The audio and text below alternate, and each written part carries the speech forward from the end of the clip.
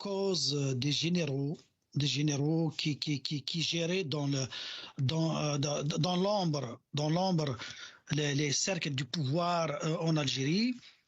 Mais au lendemain du boycott du 22 février 2019, ce n'est plus le cas. C'est devenu, ce n'est plus une affaire d'une poignée de généraux, mais c'est devenu une affaire d'une institution de la République.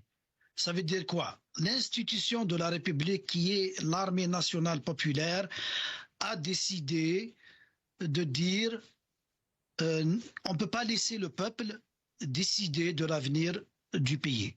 Ils ont leurs propres experts, ils ont leurs propres analystes, ils font leurs propres projections en fonction de la situation géopolitique dans la région, en fonction des menaces qui guettent la nation et ceci, cela. Ils se disent que la démocratie va plonger le pays dans l'anarchie. C'est leurs propres analyses.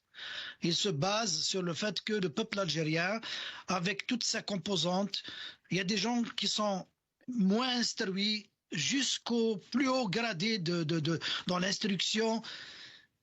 Et nous avons des professeurs, nous avons des avocats, nous avons des juristes, nous avons des ingénieurs, nous avons des paysans, nous avons des artisans. C'est ça qui constitue la nation algérienne, le peuple algérien.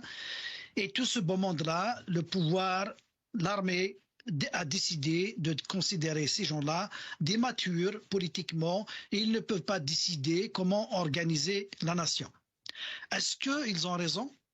C'est à nous de leur démontrer le contraire. Nous avons le besoin de leur démontrer le contraire. Parce qu'à l'intérieur d'une institution militaire, il y a des gens qui peuvent se dire OK, laissons le peuple s'organiser, laissons le peuple démontrer sa maturité et construisons cette démocratie.